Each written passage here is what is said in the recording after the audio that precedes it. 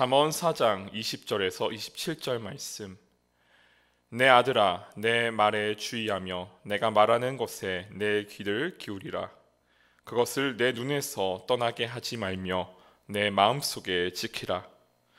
그것은 얻는 자에게 생명이 되며 그의 온 육체의 건강이 됨이니라.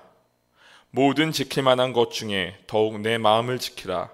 생명의 근원이 이에서 남이니라. 구부러진 말을 내 입에서 버리며 삐뚤어진 말을 내 입술에서 멀리하라. 내 눈은 바로 보며 내 눈꺼풀은 내 앞을 곱게 살펴 내 발이 행할 길을 평탄하게 하며 내 모든 길을 든든히 하라. 좌로나 우로나 치우치지 말고 내 발을 악에서 떠나게 하라. 아멘. 주님의 은혜와 평강이 함께 하시기를 소망합니다. 오늘은 마음을 지키라 라는 제목으로 함께 말씀을 나누겠습니다. 오늘 잠언 본문은 아버지의 가르침 중에서 7번째에 해당합니다. 본문의 내용을 요약하면 사람의 감각기관을 통해 아버지의 가르침을 듣고 바른 길을 따르라는 권면이 주어집니다. 여기서 귀, 눈, 마음, 입, 입술, 눈꺼풀, 발이 등장하며 그 중에서 마음을 가장 중요하게 다룹니다. 마음이란 무엇일까요? 성경이 말하는 마음은 가장 깊은 신뢰와 헌신, 사랑의 자리이며 있는 곳, 생명의 근원이 있는 곳입니다. 마음은 중앙 컨트롤 타워입니다. 생각을 집중하고 그것이 인격으로 나타나게 하는 곳이죠. 이 마음은 눈에 보이지 않는다고 외부의 영향을 받지 않는 것은 아닙니다. 마음도 외부의 영향을 받습니다. 또 우리가 보고 듣고 서 있는 곳이 마음에 영향을 미칩니다. 눈에 보이는 것에 마음을 사로잡히기도 하고 어디로 갈지를 결정할 바를 실행해 우리를 그 길 위에 서 있게 하는 것이 발입니다. 하지만 보고 듣고 발로 서는 곳에 명령을 내리는 것은 역시 우리의 마음이죠. 그렇기에 우리에게는 먼저 마음을 지키는 예배가 필요합니다. 영과 진리로 예배할 때 우리의 입과 머리와 상상력이 전부 하나님이 계시는 방향으로 향해야 합니다.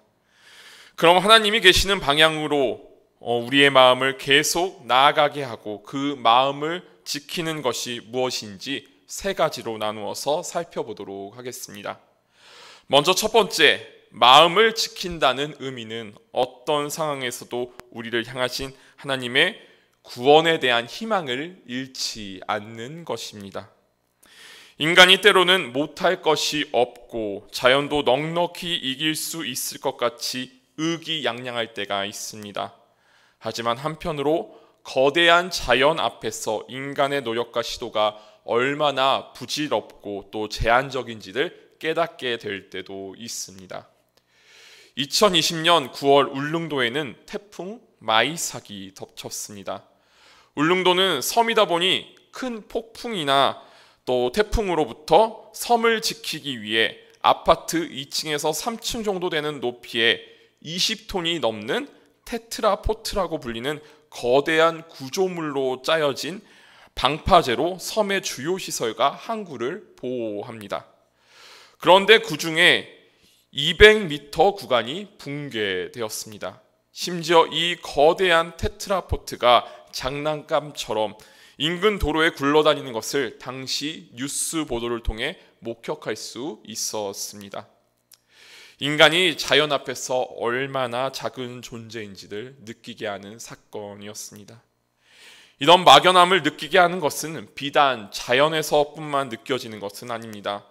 오늘 우리가 살아가는 2022년의 현실의 벽도 참 높고 우리 한 명 한 명을 압도하는 것 같습니다. 그렇게 커다란 장벽 앞에 섰을 때 내가 작고 보잘것없는 것처럼 보일 때가 있습니다. 압도적인 힘과 권력 앞에 작은 개인들이 산산이 부서지는 일을 마주하곤 합니다. 예수님의 십자가 사건도 이와 같았습니다. 사랑을 말씀하시고 슬픔과 고통이 없는 하나님의 나라를 이 땅에 전하시던 예수님이 유대 종교 지도자들의 모함에 로마 제국의 권력 앞에 십자가에 달려 산산이 부서지셨습니다. 하지만 당시 세계에서 가장 위대하고 강력하다고 자부하던 그 제국의 권력도 하나님이 세우고자 하시는 언약의 성취를 깨트리지는 못했습니다.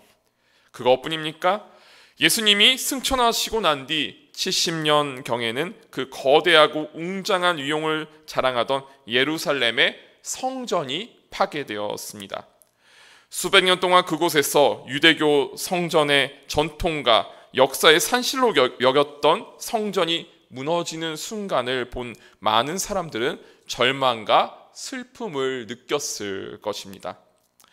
하지만 하나님은 이를 통해 온 세상에 예수 그리스도의 기쁜 소식이 퍼져나가는 기회로 삼으셨습니다. 이를 시작으로 예루살렘에만 모여있던 그리스도인들이 지중해 세계 곳곳으로 흩어지게 되면서 복음을 전파하고 세계 선교가 시작되었기 때문입니다. 어떤 상황에서도 하나님은 전능하신 손으로 우리를 선한 길로 인도하십니다. 모든 것이 영원할 것 같기만 한 절망적인 상황은 누구에게나 찾아옵니다. 그럴 때일수록 우리는 마음을 지키기 위해 먼저 기도해야 합니다. 그 기도가 어려움을 헤쳐나갈 희망의 근거가 됩니다. 그리스도인은 어떤 순간에도 혼자가 아닙니다. 하나님이 함께 계시고 또한 하나님께 예배드리는 믿음의 형제 자매들이 우리 곁에 있습니다. 이 세상에서 벽에 부딪혀 깨지고 이 세상을 향해 나 혼자 덤비고 있는 것 같이 느낀다면 다시 예배의 자리를 기억하고 하나님께 한 걸음 더 가까이 나아올 때입니다. 주님이 함께 계심을 믿고 예수 그리스도 안에서 하나가 될 때 못 이길 싸움은 없습니다. 포기할 수 없는 단 하나를 지키는 것이 믿음의 시작입니다. 어떤 상황과 조건에서도 마음을 지키는 것이 또 믿음의 증인이 되는 것이 가장 중요한 우리의 소망이 되었으면 합니다.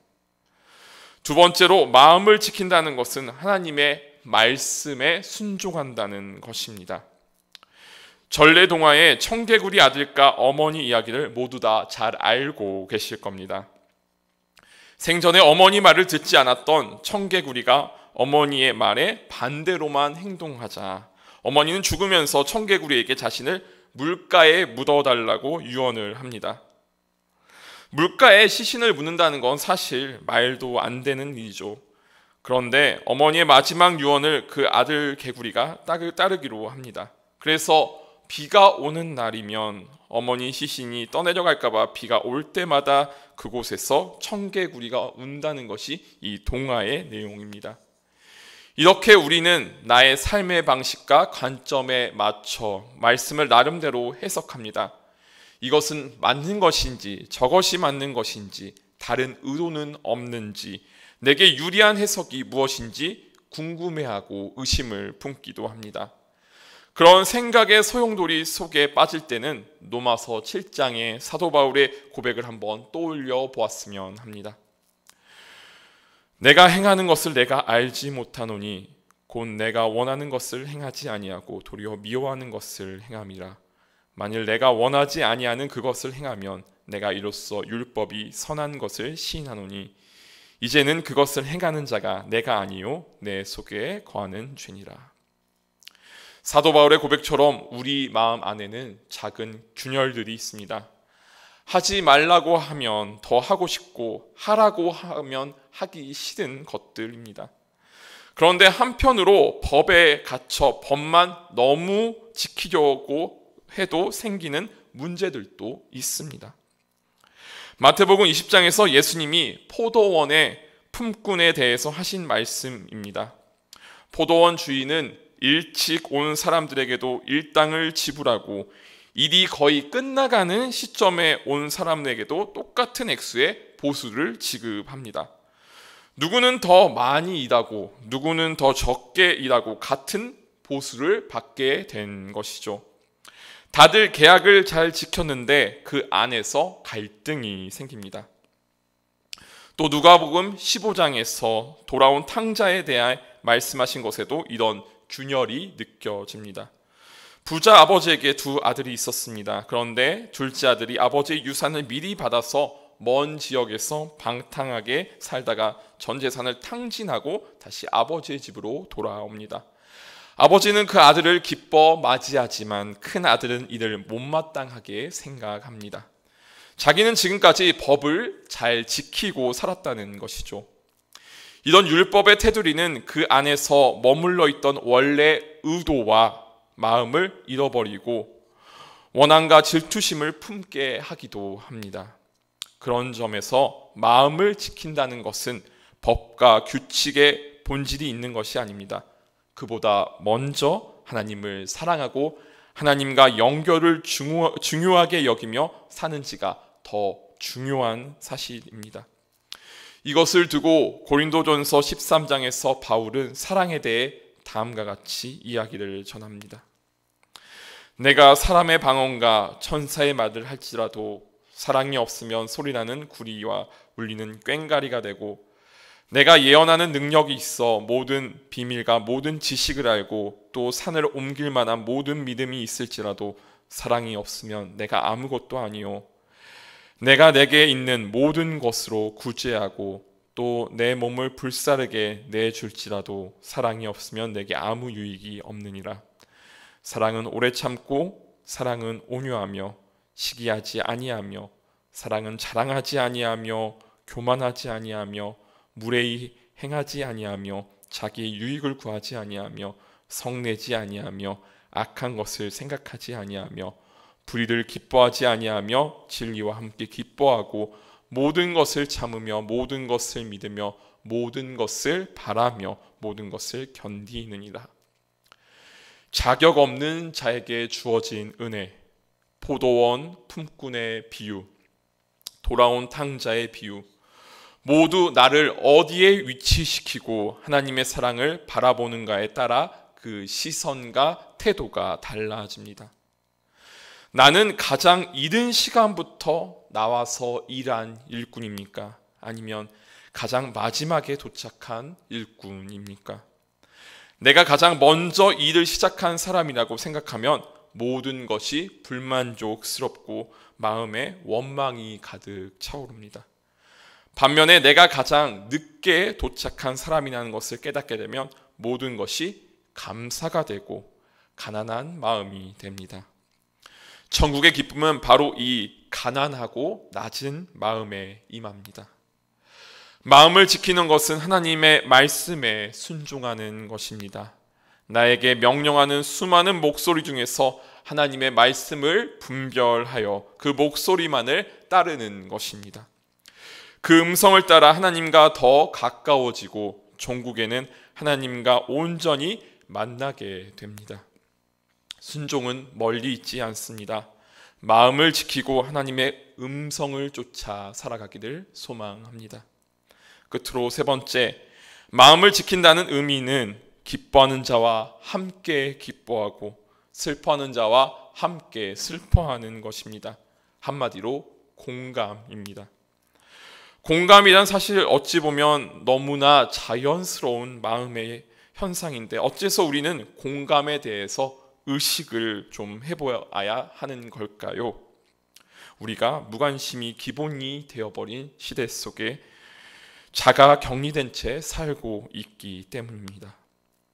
나랑 상관없는 일이라면 내 알 바 아니라는 무관심에서부터 극단적인 냉담함, 책임 회피가 이 세상을 병들고 곪게 합니다. 이런 역사는 이스라엘에서도 반복되었습니다. 하나님을 떠나 외세에 의존하고 우상을 섬기고 정의롭지 못한 재판과 억울한 죽음이 넘쳐났고 결국 이스라엘은 아시리아에 의해 멸망합니다. 그리고 이후 유다도 바벨론의 침공을 받았고 나중에야 포로 시기를 거친 후에 본국으로 귀환하게 됩니다. 구약의 역사를 보면 아무리 짓밟히고 또 억눌려도 하나님은 다시 회복시켜 주시고 다시 해방시켜 주셨습니다. 하나님의 사랑은 절대로 끊어지지 않고 환난 중에도 우리를 살피시는 그 은혜 가운데 있습니다. 하나님은 끝까지 우리를 구원하시기 위해 낮은 자리로 예수 그리스도를 보내시고 절박한 상황에는 이 세상의 인과율을 어겨가시면서까지 우리를 이 세상의 풍파로부터 지켜주십니다. 1951년 미국 소설가 셀린저에 의해 발표된 호밀밭의 파수꾼이라는 소설이 있습니다. 이 소설은 성적이 나빠서 기숙학교에서 쫓겨난 주인공 홀든이 3일간 뉴욕을 방황하며 그곳에서 만난 사람들과의 경험을 다룬 소설입니다. 뉴욕의 술집, 호텔, 클럽 등을 전전하며 우울한 기분을 떨쳐내려 하지만 홀든의 눈에는 어딜 가나 위선자들만 보입니다. 결국 환멸을 느낀 주인공은 돌아와서 여동생 피비를 만나고 동생의 순수한 모습을 보며 마음이 정화되는 결말로 끝이 납니다. 여기에는 이런 문장이 있습니다. 방황을 거치며 진정으로 추구하던 바를 발견한 주인공 홀든의 독백입니다. 내가 할 일은 아이들이 절벽으로 떨어질 것 같으면 재빨리 붙잡아 주는 거야. 애들이란 앞뒤 생각 없이 마구 달리는 법이니까 말이야. 그럴 때 어딘가에서 내가 나타나서는 꼬마가 떨어지지 않도록 붙잡아 주는 거지. 온종일 그 일만 하는 거야. 말하자면 호밀밭의 파수꾼이 되고 싶다고나 할까? 바보 같은 얘기라는 건 알고 있어. 하지만 정말 내가 되고 싶은 건 그거야. 바보 같겠지만 말이야. 사랑하는 이들을 지키고 보호하고 싶은 홀든의 마음에서 저는 예수 그리스도의 마음을 느꼈습니다. 예수 그리스도의 십자가를 통해 이 세상의 죄악과 사망의 권세가 모두 끊어졌습니다. 구원이 이미 우리에게 주어졌습니다. 호밀밭의 파수꾼처럼 우리를 지켜주시는 주님을 의지합니다. 그리고 이제 오늘 우리에게도 그 어느 때보다 애정어린 관심과 공감이 필요할 때입니다. 주변에 복음을 듣지 못한 사람은 없는지 기도하며 성령님의 인도하심에 이끌려 그곳에 그리스도의 복음이 전파될 수 있도록 하는 것이 우리에게 주어진 호밀밭의 파수꾼의 사명입니다. 그리고 말씀을 통해 내 안에도 복음의 능력이 닿지 못한 곳은 없는지 되돌아볼 수 있었으면 합니다. 그 말씀과 기도가 마음을 지키는 열쇠입니다. 말씀의 결론입니다. 마음을 지킨다는 것은 어떤 상황에서도 희망을 잃지 않는 것입니다. 주님이 우리와 함께 하신다는 믿음이 곧 희망의 근거가 됩니다. 우리는 결코 혼자가 아닙니다. 하나님이 우리와 함께 계시고 함께 예배드리는 믿음의 형제 자매들이 있습니다. 두 번째, 마음을 지킨다는 것은 말씀에 순종하는 것입니다. 율법과 법은 선한 것입니다. 그런데 우리의 어긋난 마음은 그 율법에 대한 접근을 왜곡시킵니다. 하지 말라는 것은 더 하고 싶고 하라는 것은 하기 싫습니다. 이런 방식으로 마음의 결을 잡으면 마음이 혼란해집니다. 그럴 때는 하나님의 음성에 귀 기울여야 합니다. 성령의 인도하심을 구하며 기도하며 성령님께 순종하며 다시 하나님과 동행하는 믿음의 궤도로 복귀할 수 있습니다. 세 번째, 마음을 지킨다는 것은 타인에 대한 공감을 바탕으로 내 주변 사람들에게 복음 전파자로서의 사명을 다하며 살아가는 것입니다. 이미 이루어졌지만 그 기쁜 소식을 듣지 못한 사람들이 있습니다. 어떤 순간에도 예수 그리스도를 통해서 이미 이루어진 미래의 사건, 죄와 사망의 권세가 모두 소멸한 최후의 승리를 믿는 것, 마음을 지키며 길을 잃지 않고 성령님이 인도하시는 길을 향해 힘껏 나아가는 반석의 성도님들이 되시기를 소망합니다. 다 함께 기도 드리시겠습니다. 사랑의 하나님, 감사합니다. 무릇 지킬 만한 것 중에서 먼저 내 마음을 지키라 말씀하신 하나님의 말씀을 이 시간 우리 마음속에 새깁니다. 많은 것이 달라지고 생각처럼 풀리지 않는 순간조차도 주님께서는 우리에게 가장 좋은 것을 주시고 선한 길로 인도하시기 위해 우리에게 모든 것을 허락하신 줄 믿습니다. 그 믿음을 가지고 우리의 삶의 의미를 주님께 두고 다른 사람의 아픔과 고난에 함께 동참하고 공감하며 주님의 복음이 필요한 그곳에 믿음의 기쁜 소식을 전할 수 있도록 인도하여 주실 줄 믿사오며 이 모든 것 우리 주 예수 그리스도 이름으로 기도드립니다. 아멘.